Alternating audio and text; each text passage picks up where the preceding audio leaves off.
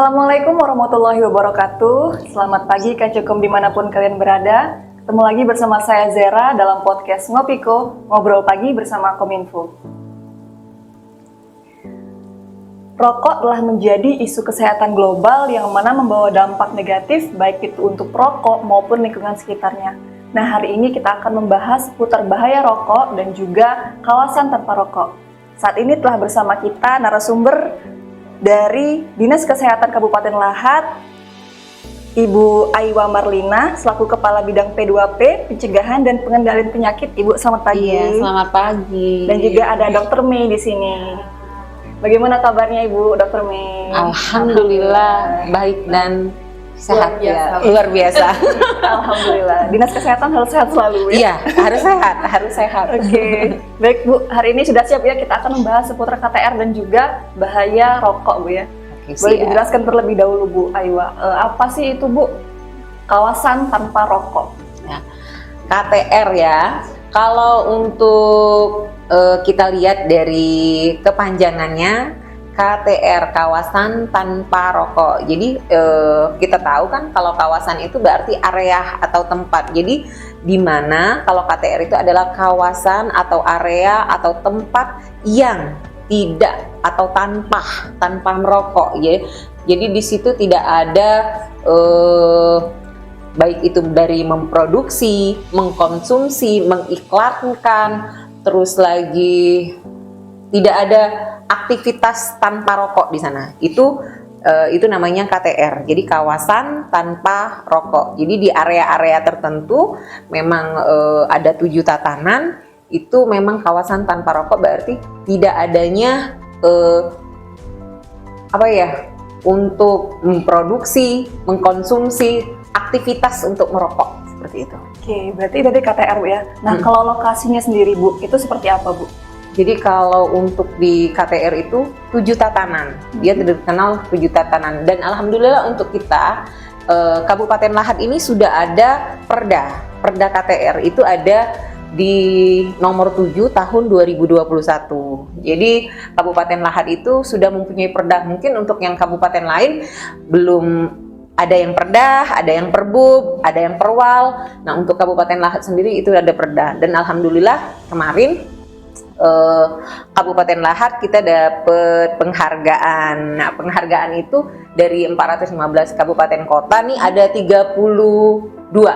Ada 32 kabupaten yang mendapatkan penghargaan langsung dari Bapak Bupati yang mendapatkan penghargaan untuk KTR, kawasan tanpa rokok. Bagaimana mengimplementasinya.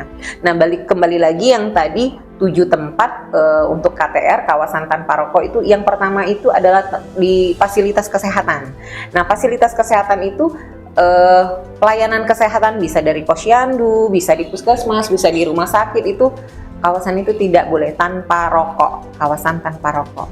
Nah, yang kedua adalah tempat ibadah. Nah, tempat ibadah baik itu di masjid, di gereja, maupun di tempat-tempat yang biasa seperti kita perkantoran biasanya kan ada musola, ada tempat-tempat memang ibadah, itu nggak boleh.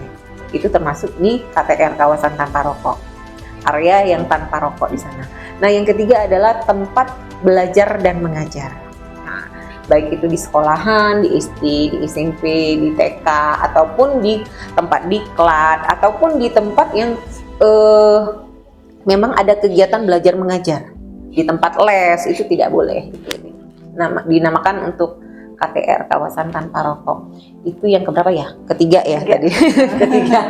Kita ulangi lagi sekarang. Nah, untuk yang keempat itu adalah tempat kawasan tempat anak bermain. Nah, baik itu di sekolahan, yang di TK tadi, ataupun di PAUD, taman bermain, ataupun yang di mal-mal seperti itu. Walaupun lingkungannya lingkungan terbuka kayak di taman tempat anak bermain, itu juga termasuk KTR, kawasan tanpa rokok. Yang kelima itu adalah angkutan umum. Nah, di angkutan umum kayaknya kalau untuk sekarang sudah berjalan dengan baik ya, karena posisinya setiap kendaraan, baik itu kita lihat di pesawat, baik itu di kereta api, mobil, itu kan sudah pakai AC ya sekarang. Alhamdulillah dengan berjalannya kecanggihan teknologi, untuk yang KTR ini agak diterapkan ya untuk yang di angkutan umum. Nah, yang keenamnya itu adalah di tempat apa? Tempat-tempat umum. Tempat-tempat umum itu seperti yang tempat yang berkumpul orang. Tempat berkumpul orang, iya, tempat berkumpul banyak orang, kayak di misalnya kita nih ada kayak hajatan atau di gedung atau di tempat yang pertemuan nih yang melibatkan banyak orang. Nah, di situ termasuk di KPR. Kayak kita di sini kan ada yang di mall seperti itu, terus lagi di apa? Kayak di gedung-gedung untuk acara, yang itu termasuk di KPR, kawasan tanpa rokok juga seperti itu. Oke, itu tadi Bu ya lokasi yang kawasan tanpa rokok. Nah sekarang Dokter Mei, kita mau membahas tentang bahaya rokok nih Dok. Katanya nih kalau rokok itu malah lebih berbahaya bagi pengguna pasif Dok ya, atau yang menghirup asap rokok. Nah Dok, boleh dijelaskan seberapa besar sih bahaya asap rokok? Oke, jadi tadi kita udah dibahas sama Ibu Aiwa tentang kawasan tanpa rokok. Kenapa diadakan kawasan tanpa rokok? Karena ternyata rokok itu yang berbahaya bukan hanya orang-orang yang mengkonsumsinya. Kalau orang-orang yang mengkonsumsi, kita tahu kalau rokok itu satu batang aja, dalam satu batangnya itu bisa sampai mengandung 4.000 sampai 7.000 zat berbahaya. Nah, ketika terjadi pembakaran, keluar asap dong. Nah, nggak mungkin orang yang merokok ngisep asapnya sendiri, ya pasti akan dikeluarkan. Nah, itulah tadi kenapa adanya kawasan tanpa rokok, karena asapnya itu ternyata bisa nempel di baju, nempel di lingkungan, dan itu tidak hilang dalam hitungan hari. Nah, hasil pembakaran dari zat-zat berbahaya tadi yang 4.000 sampai 7.000 zat dalam satu batang, jika dikumpulkan, anggaplah misal di satu kawasan, dia nggak boleh tadi misal di sekolah. Di sekolah ada siapa yang ngerokok, sedangkan di sana banyak anak-anak, banyak orang dewasa juga. Ketika ada satu batang rokok yang dibakar, hasil pembakarannya itu menghasilkan zat-zat beracun. Zat-zat beracunnya itu akan mengakibatkan banyak sekali penyakit. Yang paling terkenal di Indonesia sekarang juga datanya paling banyak penyakit itu adalah kanker paru. Dan salah satu penyebab kanker paru itu adalah asap rokok. Nah, selain dari itu banyak juga penyakit-penyakit yang disebabkan oleh asap rokok. Mulai dari yang paling kecil itu adalah penyakit saluran pernafasan. Kalaupun cuman batuk-batuk aja, kalau lama-kelamaan kita sering menghisap asap rokok, nanti kita tuh ada sapu di dalam tenggorokan kita.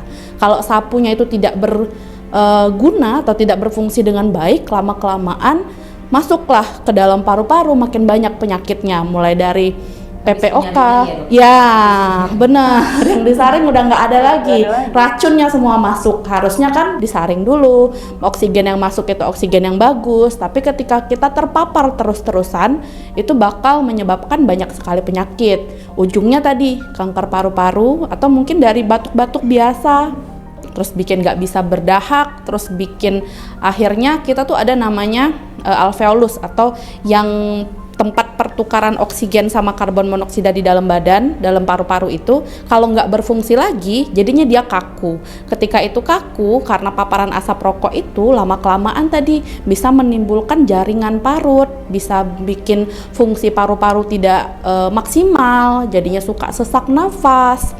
Terus selain dari penyakit paru-paru, ternyata asap rokok atau orang-orang yang merokok itu rentan terkena penyakit lainnya, mulai dari kepala sampai kaki, mulai dari kanker kulit. Kalau misalnya dia merokok disertai dengan penyakit-penyakit lain, misalnya hipertensi, dia ada kencing manis, kemungkinan dia juga akan dipercepat menjadi stroke kalau misalnya dia ngerokok. Terus bisa juga ada namanya penyakit, mungkin sering ada di iklan rokok. Selalu ada orang yang kakinya dipotong, selalu ada yang kakinya hitam. Nah, itu juga burger disease, dan kebetulan di Lahat ini bukannya nggak pernah ketemu, ada beberapa pasien yang sudah sampai di tahap itu. Jadi karena pembuluh darahnya tidak berfungsi, jadinya tidak ada aliran darah ke ujung kaki atau ke ujung tangan, jadinya hitam semua. Dan yang disebutkan itu hanya beberapa saja, masih banyak lagi penyakit-penyakit yang disebabkan oleh asap rokok. Terus juga nih kan sekarang lagi musim nih Dok ya, ada namanya rokok elektrik ya. Nah itu bedanya sama rokok yang biasa gimana Dok? Jadi Beda asap ya? beda asap bener. Kayak bubul gitu. Asapnya wangi. Iya. Asapnya wangi. Udah teriset juga ya Iya, kita ya. Itu. Jadi mungkin itu ya, kalau misalnya sebenarnya nama resminya rokok elektrik. Nah, cuman ternyata di luaran tuh terkenalnya banyak sekali. Ada yang disebut vape, ada yang disebut e-cigarette, banyak pokoknya. Nah, itu bedanya dengan rokok konvensional. Kalau rokok itu kan sebenarnya secara definisi artinya adalah hasil olahan tembakau. Nah, bedanya rokok elektrik ini dia tidak menggunakan tembakau. Hanya itu. Jadi dia di dalamnya itu, dalam satu alat itu ada proses pembakaran sama. Tapi perubahannya itu dari cairan, kan itu ada liquid-liquid tuh biasanya rasa stroberi, rasa coklat ya. Terus sesuai yang mau pengen rasa apa. Jadi iya, oh iya, rasa nasi Padang. Iya. Benar-benar. Jadi Rokok semua dong kalau rasa nasi Padang. Jadi itu dari bentuk cairan itu diubah dalam bentuk uap. Nah, dan lebih berbahayanya lagi ada satu penyakit yang disebabkan oleh vape itu atau rokok elektrik. Ya, nah itu penyakitnya trauma. Jadi langsung trauma karena apa? Karena kan yang dimasukkan ke sana selain nikotin, zat pewarna, zat perasa yang harusnya tidak masuk ke dalam paru-paru. Kita aja kalau misalnya pewarna makanan dan lain-lain itu kan masuknya ke lambung, sedangkan itu dipaksa untuk masuk ke paru-paru yang bukan tempatnya. Jadi itu sebenarnya lebih berbahaya. Bahaya lagi ya. Iya. Daripada yang rokok Ya, konvensional. tapi dua-duanya tetap nggak boleh ya. nggak boleh. Tetap nggak boleh. Karena berbahaya dua-duanya. Iya, dua-duanya berbahaya. Walaupun ada rasa nasi Padang Iya, tadi. iya betul. Mending beli nasi Padang langsung. Oh iya. Iya. Jadi gitu sama Oke, gitu. berbahayanya. Sama artinya sama-sama berbahaya dua-duanya dok ya. Baik, lanjut lagi membahas tentang KTR atau kawasan tanpa rokok nih dok. Bagaimana sih kawasan tanpa rokok ini bisa membantu menurunkan angka penyakit akibat dari rokok itu sendiri? Boleh mungkin Ibu Aywa. Oke. Tadi bahas yang tadi ya, Zera ya.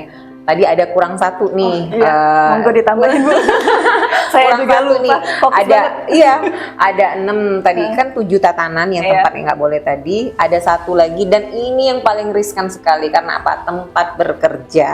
Oke, tempat Mbak ya kita bekerja. sekarang sendiri lihat dengan mata kepala sendiri di lingkungan kita sendiri itu masih banyak yang di tempat bekerja itu ngerokok. Padahal itu termasuk di kawasan tanpa rokok. Gini loh. Untuk tempat bekerja itu kawasan tanpa rokok, jadi nggak boleh ada aktivitas merokok di dalam tempat bekerja itu. Jadi kalaupun memang mau merokok, memang ada kawasan khusus untuk yang area merokok. Iya, jadi memang dia udaranya yang langsung, yang terbuka, memang disediakan tempat ya. Kalau untuk yang di tempat bekerja, ruangan yang tertutup itu nggak boleh untuk yang merokok. Kembali lagi tadi untuk pencegahan pengendalian. Iya betul. Banyak nih sebenarnya rugi materi. Kalau dengan ngerokok itu tuh sudah sehari kalau 20.000 nggak tahu berapa harganya sekarang. Udah nggak dapat ya, Nggak udah dapet mahal lagi ya. sekarang. Nah itu Iya. kalau dihitung-hitung itu biayanya berapa dong? Sudah banyak, aja, iya, sudah banyak itu ditambahin kalau untuk penanganan kayak gizi, stunting, pengendalian penyakit-penyakit yang lain, biasanya kan lebih kalau yang konsumtif untuk ngerokok biayanya bisa dikembaliin ke situ, itu bisa meningkatkan derajat kesehatan masyarakat dan lingkungan. Kesehatan juga bersih. Karena apa? Karena posisinya untuk pencegahan dengan pengendalian penyakit, baik itu yang dari TB. TB itu kan sekarang ini kita Indonesia sudah nomor 2 ya. Nah, jadi kembali lagi itu kondisinya apa? Paru. Nah, ketika paru-paru kita kotor, itu semua jenis penyakit itu pasti mudah masuk. Jadi, kenapa sih dengan ngerokok kok bisa penyakit-penyakit yang lain? Karena apa? Karena dengan ngerokok itu kondisi badan kita, paru kita, terus akan meliputi yang lain-lain. Karena dia nggak mungkin dong lewat itu cuman paru doang. Nah, tapi kan banyak proses-prosesnya juga yang lain. Dan ketika ada bibit penyakit yang lain, itu pasti akan mudah rentan. Kenapa? Jadi ngerokok tuh mengakibatkan untuk yang pengendalian penyakit juga yang lain, gitu loh. tadi Dok ya. Sorry Ibu Aywa. Iya. Nah, kita berbicara tentang kawasan tanpa rokok yang ada di Kabupaten Lahat, Ibu. Dari Dinas Kesehatan sendiri, Bu, apa saja sih program yang sudah maupun yang akan dilakukan gitu, Bu ya, berkenaan dengan kawasan tanpa rokok ini? Terima kasih. Jadi alhamdulillah itu tadi Kabupaten Lahat dapat penghargaan KTR. Jadi ini nggak KW-KW nih dapat penghargaan KTR ya. Karena apa? Ada 32 kabupaten kota yang cuma dapat, dan untuk di Sumsel sendiri itu ada 6 termasuk kita di Kabupaten Lahat. Nah, kriteria untuk mendapatkan penghargaan ini bukan hanya ibaratnya tadi menyelesaikan nih Kabupaten Lahat udah dapat perda nih. Nah, tapi mengimplementasikannya. Jadi memang ada dukungan daerah dari Bapak Bupati, pemerintah daerah untuk Kabupaten Lahat itu bahwa ada kucuran anggaran kegiatan untuk bagaimana untuk UBM, usaha untuk berhenti merokok. Jadi kita ada sosialisasi kepada anak-anak sekolah, terus lagi melakukan smoke laser itu untuk yang anak-anak sekolah itu kita lakukan, itu ada kegiatannya. Nah, dari situlah dukungan pemerintah itu berjalan. Jadi makanya untuk khusus 32 kabupaten termasuk kita di Kabupaten Lahat kita mendapat penghargaan untuk KTR karena mengimplementasikan bagaimana mensosialisasikan kepada masyarakat, kepada OPD bahwa memang kita ini sudah ada perdah loh. Nah, kalau ini terus kita juga untuk yang di KTR ini ada 7 tempat yang tidak boleh untuk tanpa merokok kawasan tanpa rokok seperti itu. Iya. Ya tadi program yang udah dilaksanakan dan juga ternyata Lahat sudah mendapatkan penghargaan. Diimplementasikan dan karena itu juga diberikan penghargaan inovatif bahwa kepala daerahnya memang langsung benar-benar memperhatikan untuk yang merokok. Nah, Bu, itu tadi kan udah programnya. Ada nggak sih, Bu, kendala yang Dinas Kesehatan sendiri hadapi? Banyak, belum selesai ya? Banyak. Banyak. Semangat lebih semangat lagi.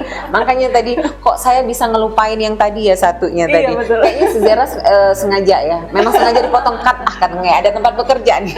Karena itu posisinya sekarang kita ketahui memang untuk kita daerah timur ya khususnya sekarang ini memang daerah dingin itu memang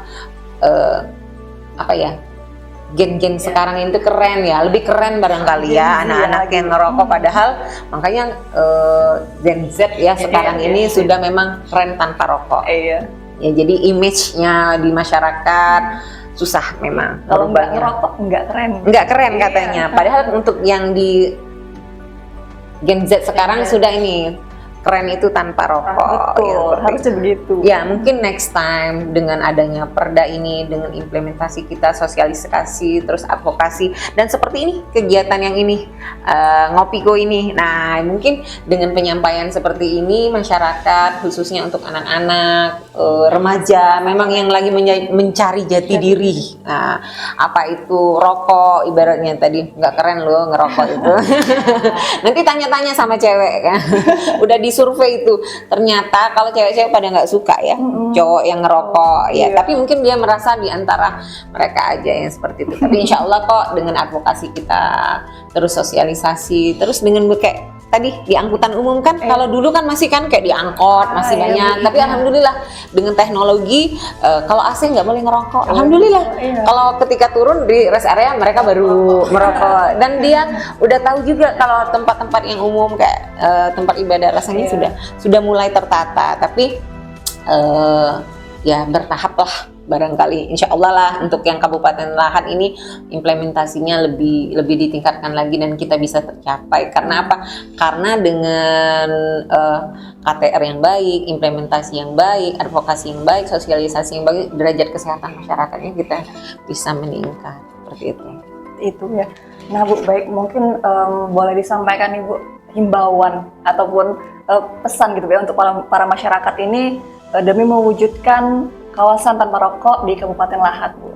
Boleh dari Ibu Aywa dulu. Oke, sebenarnya tadi ada juga untuk di Perda. Perda itu ada di pasal 21. Nah, itu ada sanksi sebenarnya itu.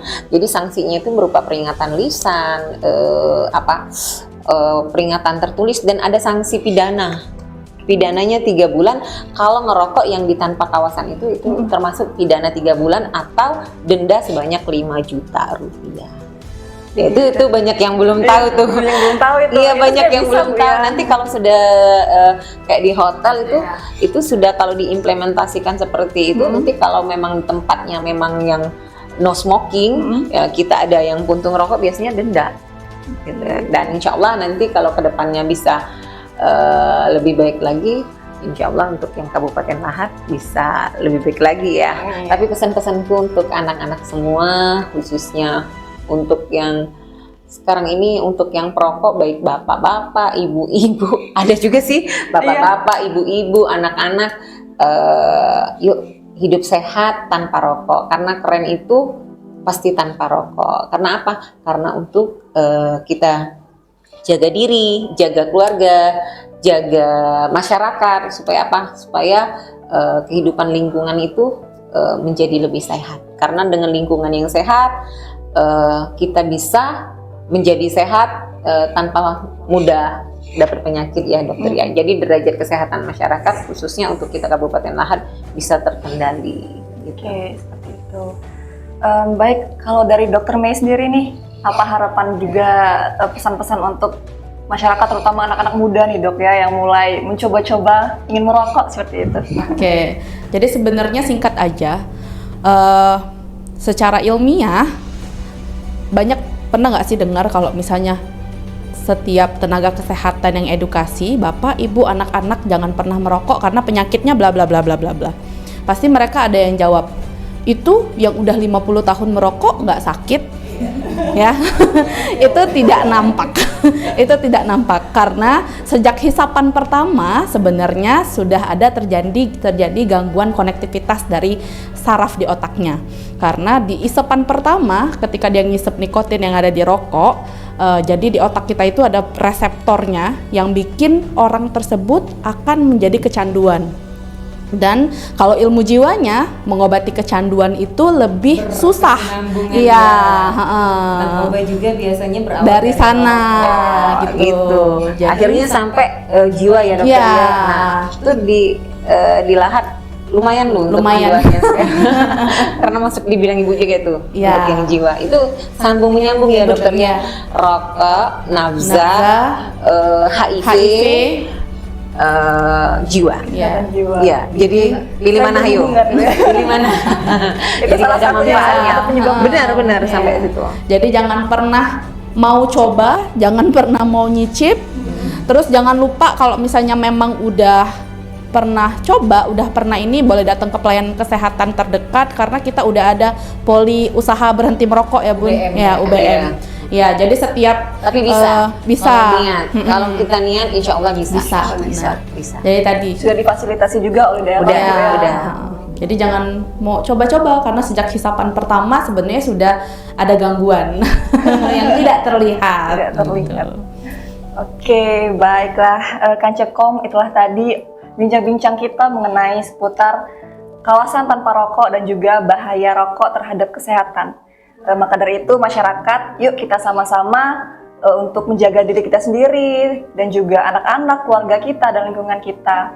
Karena kesehatan itu merupakan salah satu hal penting untuk menjalani kehidupan sehari-hari. Saya Zera pamit undur diri, saksikan terus episode Ngepike berikutnya dan jangan lupa untuk pantau sosial media kami yang ada di bawah ini. Saya akhiri, wassalamualaikum warahmatullahi wabarakatuh. Keren tanpa rokok, gerak bersama, sehat bersama. Oke, terima kasih banyak.